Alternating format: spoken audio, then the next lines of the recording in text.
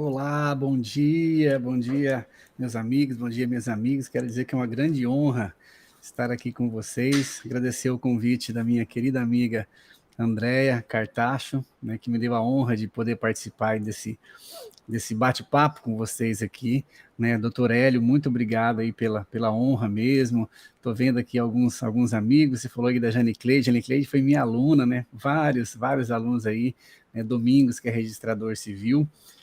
Meu nome é André Vilaverde, eu estou hoje registrador de imóveis aqui em Recife, na capital de Pernambuco, já fui tabelião na capital do Rio de Janeiro e fui também tabelião em Timon, no estado do Maranhão. A minha trajetória acadêmica, eu sou mestre em Direito pelo Univem, lá de Marília, e sou doutor em Direito Constitucional pela Unifor, de Fortaleza, e sempre pesquisando na área do direito notarial e registral, como o doutor Hélio, antes da gravação, aí nós estávamos conversando, e agradecendo aí a Andréia, que me deixou bem livre para conversar com vocês. Eu queria falar justamente, e aí já complementando o que o professor Hélio disse, da ausência do estudo do direito notarial, né, seja na graduação, seja em pós-graduações, em mestrado, doutorado, e como isso implica em uma ausência de finalização na concretização de alguns direitos fundamentais. Eu vi ali o Domingos, que é registrador civil, deve ter contato com isso. Na universidade, nós começamos lá o primeiro dia de direito civil, né, professor Hélio? O professor fala para a gente sobre o nascimento, né? Vai lá, lê o artigo 1º, artigo 2º, aí fala que a personalidade civil começa com o nascimento com vida, mas a lei põe a salvo desde a concepção, direitos do nascituro, e aí fala uns 3, 4 aulas sobre teoria natalista, teoria concepcionista, e é muito legal, isso é muito legal. Só que nenhum professor aborda, por exemplo, e onde isso se concretiza? Que é no cartório de registro civil das pessoas naturais, né? E aí o profissional do direito, ele sai da faculdade sem saber nem a diferença entre o cartório de registro civil, o cartório de registro de imóveis, tabelionato de notas, tabelionato de protesto. Ele sai sem saber, por exemplo, mas o registro eu faço onde? O registro dessa criança é no local do nascimento, ou é no local do domicílio ou da mãe, ou é no local da residência dos pais? Qual que é o local que eu posso fazer esse registro? Então, o que eu chamo de, quando me perguntam, professor Hélio, qual que é a minha função, eu sempre digo, eu sou um concretizador de direitos fundamentais. Porque é isso que o tabelião, é isso que o registrador realmente faz, né? Ele concretiza alguns direitos fundamentais que nós aprendemos lá na faculdade, né? Nascimento, casamento, óbito, e o quanto é importante o direito notarial e registral. Está aqui meu auxiliar hoje aqui, né, o Henrique Vilaverde. Nossa, professor, seu filho. É isso, justamente, é meu filho. O professor Hélio estava falando aqui da importância do direito notarial em outros países, né? Eu queria reforçar, professor Hélio, por exemplo, no Uruguai, nós temos uma universidade notarial.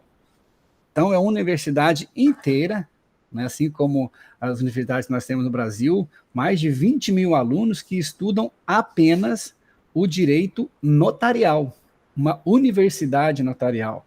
Né? E aqui no Brasil nós não temos sequer, na graduação, uma cadeira de direito notarial ou de direito registral. Só que fica faltando, né? O aluno, ele sai da graduação, ele sai da pós-graduação, do mestrado, do doutorado, com a ausência dessas informações, né, de como proceder para realmente concretizar alguns desses direitos fundamentais. Sempre quando eu falo isso para as pessoas ficam espantadas. Por exemplo, professor Hélio, muito pouca gente sabe que hoje a matéria de vocês é sobre o federalismo, né? E eu acho fantástico, estudei isso no meu doutorado também. E uma coisa que tem bastante relevância em relação ao federalismo é o tema da naturalidade, né? não nacionalidade, da naturalidade. E hoje, pelo direito notarial e registral, pelo direito registral, é possível que uma pessoa que nasceu em Pernambuco seja registrada em outro local e coloque na sua certidão de nascimento a naturalidade como sendo do domicílio da mãe. Essa é a previsão do artigo 54, parágrafo 4º da Lei 6015, alterada aqui em 2017. Eu falo isso sempre, Andréia, porque hoje, por exemplo, eu poderia ser registrado, ter a minha naturalidade de pernambucano, né? A doutora Andréia, ela já é uma cidadã pernambucana, nasceu na Paraíba, mas hoje eu participei da cerimônia, né, que foi um momento muito especial na minha vida, de participar da cerimônia em que ela realmente se tornou aí pernambucana. Mas eu poderia, porque a legislação hoje permite que não somente a pessoa que nasceu em um local, ela vai ter o registro dela naquele local do nascimento, no cartório do nascimento, mas o registro pode ser feito também no cartório da residência dos pais, não é nem domicílio dos pais, e a naturalidade pode ser, pela escolha do declarante, tanto o local do nascimento quanto o local do domicílio da mãe. E isso ninguém sabe na faculdade. As pessoas passam a faculdade, passam mestrado, passam doutorado. Um tema que eu gosto muito de falar também é sobre essa questão da ausência de conhecimento, e isso tem implicações, assim, não só na vida acadêmica, mas como na vida prática das pessoas, né? A lenda de que as pessoas perdem a certidão de nascimento, né? Isso aí, professor Hélio, é uma lenda registral. Nós falamos, as pessoas falam, nossa, quando eu caso, eu perdi a minha certidão de nascimento, porque eu entreguei a certidão de nascimento. Não!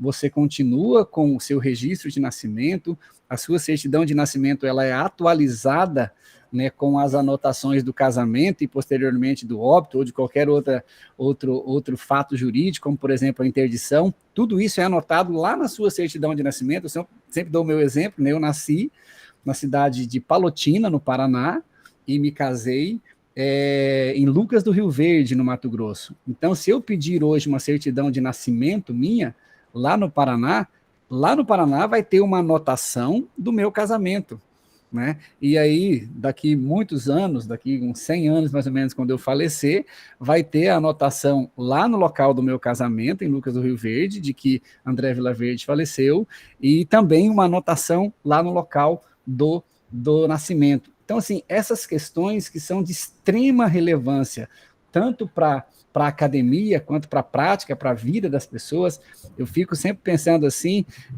doutora Andréia, se as pessoas soubessem, por exemplo, que é possível fazer a habilitação de casamento em um local e que esse casamento pode ser realizado aqui em Porto de Galinhas, né? Ou lá em Natal, as pessoas não sabem, ela acha que as pessoas têm essa falsa concepção de que eu fiz a habilitação do casamento aqui, nesse local, eu preciso me casar nesse local. E não. E a habilitação do casamento é justamente para isso. Você está habilitado para realizar o seu casamento em qualquer lugar do Brasil. Então, na próxima, quem é solteiro ainda aí, que for casar, faça habilitação na sua cidade, mas venha casar aqui na praia na igrejinha de Carneiros, olha que maravilha, né? E aí as pessoas deixam de realizar esses sonhos maravilhosos por ausência de conhecimento do direito notarial e registral. Agora, o que eu gosto bastante de falar, professor Hélio, é aquilo que eu atuo diariamente, né? Que é o registro de imóveis.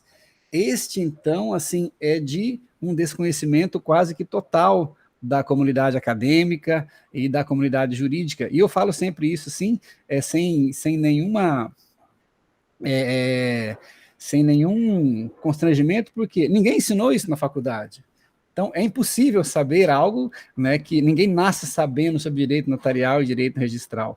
Mas eu sempre verifico assim, professor Hélio, quando a pessoa estuda direito notarial e registral ou não. Se a pessoa chega no cartório de registro de imóveis, onde eu atuo, e a pessoa fala assim, olha, eu gostaria de falar com o tabelião, eu já sei que essa pessoa não estuda direito notarial e registral, né, porque justamente já não sabe a terminologia. A mesma coisa eu chegar no Ministério Público e falar, eu quero falar com o juiz. Não, nós sabemos que lá nós vamos encontrar um promotor, né? Ou então eu chegar numa audiência lá com a doutora Andréia e chamá-la de procuradora do Estado, de procuradora de Justiça, por ausência de conhecimento. Então, assim, nós já começamos na própria terminologia, né, de quem atua na atividade notarial e registral, do desconhecimento, de saber o que é o tabelião, né, qual que é a função de um tabelião, qual que é a função do registrador de imóveis, e aí nós aprendemos, doutor Hélio, um ano da faculdade, às vezes até mais, tem universidades aí que tem 3 semestres de direitos reais, só que as pessoas saem da faculdade sem saber a diferença entre tabelião e registrador.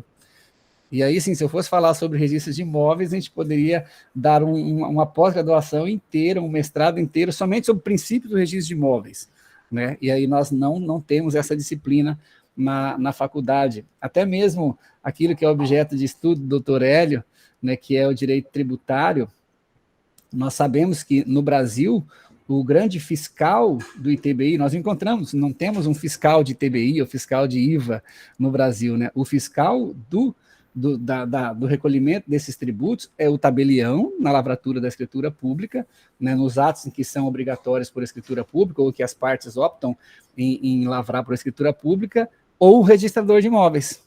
Então, assim, o grande fiscal, o grande responsável pela arrecadação correta, seja do ITBI, seja do ITCMD, é o registrador de imóveis, né? E isso na faculdade nós não aprendemos. Mas como é que eu vou apresentar isso para o registrador de imóveis? Eu apresento na escritura, eu apresento na hora do registro, e se tiver diferença, eu faço um inventário lá e apresento lá na vara de registros públicos, lá na vara de sucessão, que a doutora Andréia trabalha. E aí, como é que eu faço o recolhimento desse tributo? Se tem um herdeiro, se não tem um herdeiro? Isso tudo é fiscalizado no final do processo pelo registrador de imóveis. Então, assim, Matheus, eu poderia falar aqui quase que o dia inteiro sobre a importância dessa atividade, a importância do conhecimento do direito notarial e registral, tanto na academia, né, para que nós possamos aí evoluir, né, e crescer nessas matérias, mas também para que na vida prática do jurista, e a maioria aqui, eu acho que do mestrado é formada de juristas, né, de pessoas aí do direito, ou que se interessam pelo direito, nós temos essa grande dificuldade. Então, assim, parabéns aí à universidade pela oportunidade, né, de podermos falar sobre direito notarial, sobre direito registral, sobre a importância do estudo desta matéria, seja na academia ou realmente na vida prática.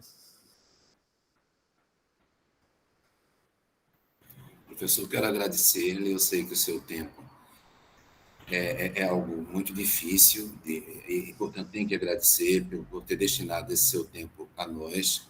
Queria dizer que o senhor é extremamente simpático, né? Portanto, eu ratifico o meu convite para que participe do nosso grupo de pesquisa, né? Será um prazer tê-lo no nosso grupo de pesquisa. E quem sabe, se dispuser de tempo, já com uma atividade que eu lhe peço, é o seguinte: nessa nossa turma de mestrado, nós temos, por exemplo, a Jane Cleide, a Andréia, que vão escrever sobre temas correlatos o mesmo sobre o direito registral. Me parece um avanço, a gente está começando, ainda está tateando, mas tem uma pessoa como o senhor que possa também orientar o trabalho, quem sabe até para mais adiante publicarmos.